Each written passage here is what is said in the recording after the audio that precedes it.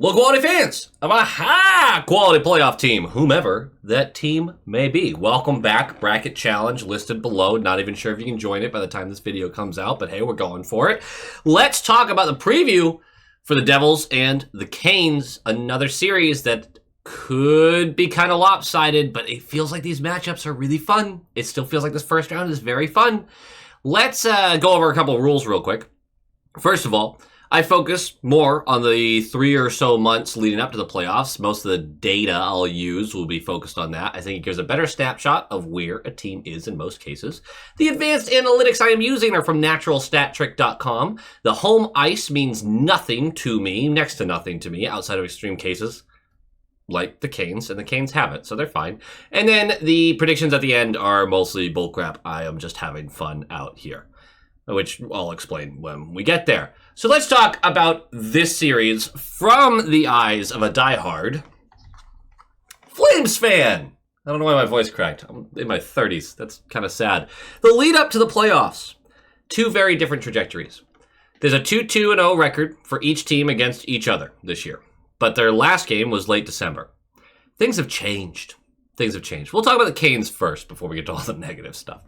It's always the same thing with this team, man. For the season as a whole, they rank 10th in offense and defense, have the best penalty kill, and a middling to bad power play.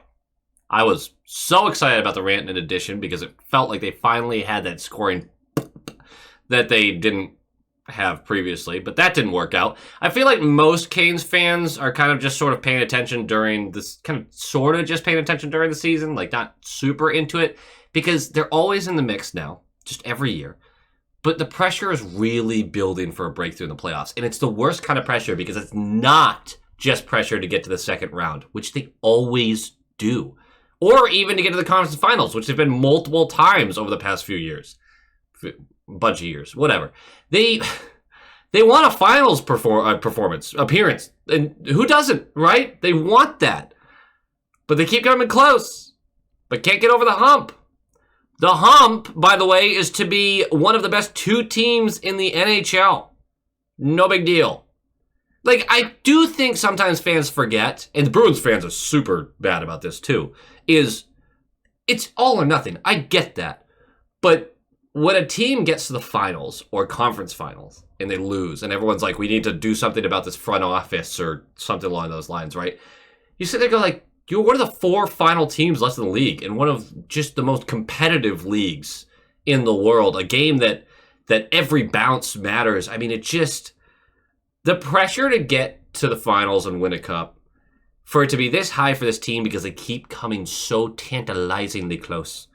It's pretty tough, and I think it's tough on the players. I really do. I think it really is really hard to deal with. What is somewhat concerning, though, is their play over the last 10 weeks. And this is where Devils fans are really going to lean in here. They're 15th in goals for per game and 13th in goals allowed per game. They're 27th in power play percentage and 11th in penalty killing percentage. That's so freaking mid, man. That's mid as hell. At 5-on-5 over that stretch, they actually rank 14th in goals for percentage at 49.6%, which means they're literally getting outscored, albeit by 1 goal, at 5-on-5 since February 1st. In that time frame, they scored 62 goals at 5-on-5 and allowed 63. They're ass! No.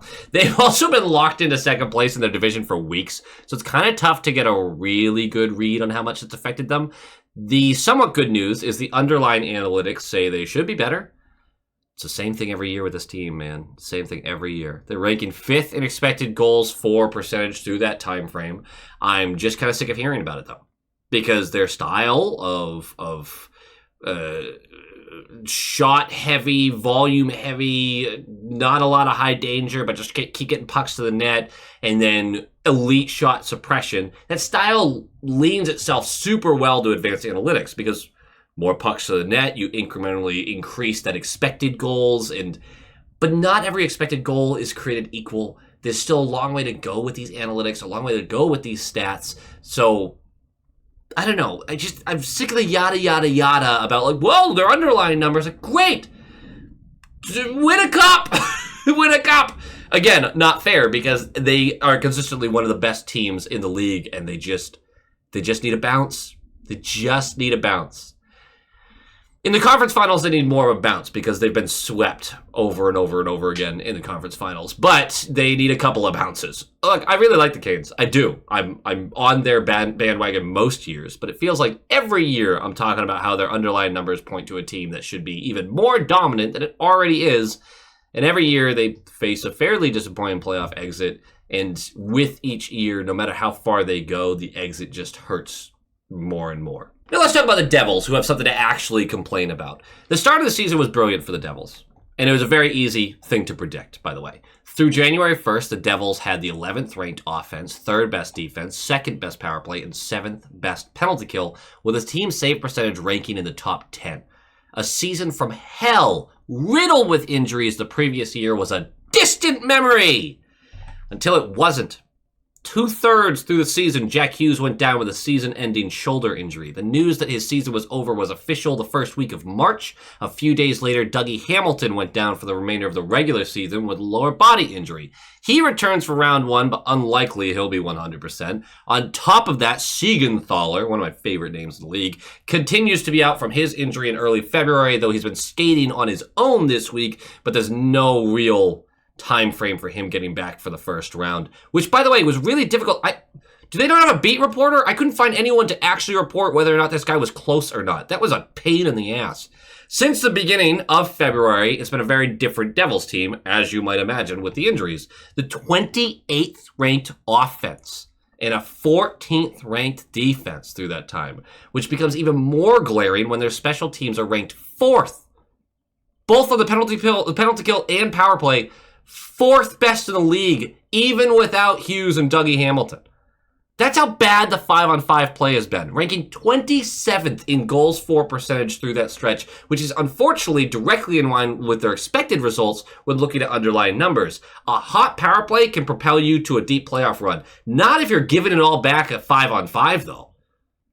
That was really negative. I'm just bummed. I'm frustrated. I'm frustrated for Devils fans because I think the Devil fan base is really fun. The crazy, the face paint, the stupidity of it all. Like, people are forgetting how to be stupid with sports and just enjoy it because they're afraid of being caught on camera and you know, somebody making fun of them and everything. But there are still those precious gems out there, and the Devils fans have a ton of them. They're just a great fan base. They really are. I don't know why I'm glazing them right now, but that's what we're doing. I'm just frustrated for them. 2 years in a row, season from hell. That's not fair, man. That's not fair. Like, you have the one season, it sucks, you blew a year. Everyone gets pissed off about that. To keep doing it? Ugh. Welcome to the Leafs life. Except for their season from hell is just their team. Meh. The important factors to this series, in my opinion, 5v5 for special teams. This is big. The Canes team that has great underlying 5-on-5 numbers, but the actual numbers not backing that up through the last few weeks, versus a Devils team that is drowning at 5-on-5, but has a power play that could end a series quickly. Now, look, I'm very much leaning on the 5-on-5 process, demolishing this very hampered Devils team, but I don't know. If that power play gets real hot, the Canes can counter with their own super-powered penalty kill, but that's the old unstoppable force versus a movable object. Eventually in hockey, one fails to the other, right? It just happens. This series is a mess, by the way. It's just two teams that are like, I'm really good at this. Well, I'm sort of good at this, but I'm really good at this. I'm like, well, I contradict this with this. And I really hate when you go into a series and you have a team that has an excellent power play and another one that has excellent penalty kill. And both sides are just pointing to those things. Be like, well, we can nullify it. Oh, well, our power play is so good that your penalty kill is not going to matter. And you don't know which one actually wins out. You just won't until the game starts. Another important factor, obviously, Dougie's health. If he's operating at 100%, a lot of the Devils' play is boosted. And I mean that 5-on-5 as well. And that goes for shifts he's not out there too, as it allows players to slot farther down in the lineup. They've had some young guys who have had real struggles this season as they're trying to learn the NHL game, NHL speed. So I think if he's really healthy, that the Devils actually carry 4 of the best 9 players in the series.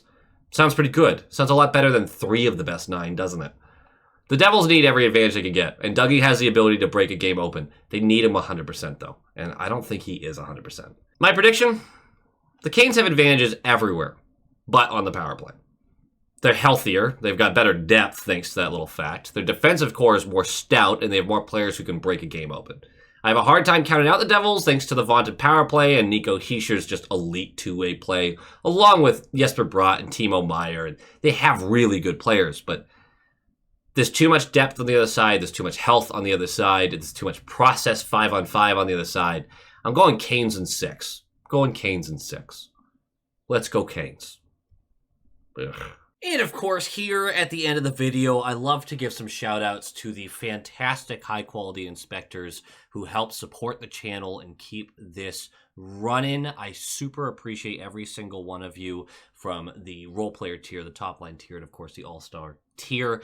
We are going to do our shout outs for this top line tier. Thank you so much to Sean Kreider, Michael Kammerer, Chris and Erica, Kevin Timperley, Quackin' Platypus, JM, Smoke Channels, Shaggy, Adam Ella, Albert Waldron, Negev79, Lola Cattingsworth, EKM Productions, Moonlighter TV, Big Bad Bruin, The Bugman, Jeff with a G, Tommy Braga, Roland22, GD Viperworks, Len Kreutz, Brock Nope, Hans Slobo, Coach D, The Atomic Lizard, Bradley Johnson, Brett Arney, Pincent, and Nick Zatrullo. Thank you so much, each and every one of you. Your top line material. But now we got to move on to our all-star tier members, the absolute legends. We have Jacob Pratt, Jake Brower, Dampen, JG's 12, Mark S., Ann Hustis, Tim R., Lorenzo Wood, Penny Pasta, Levi Catalani, Boston Stringler, Bagel, Nightmare Eco, John Kirk, Joel, Stealthy Potato, Heil E. Coyote, Darren Woodbury, Abraxion, Wolf Warrior, Vinny, Adrian Winter, Tupton D. Tashi, Bruin Smash, D.A. Kingery, The Only Newts, A Tasty Snack, Dutes42, and Jeremy. Thank you all for all of the support and love that you are all giving. I appreciate each and every one of you. And as always, go Bees!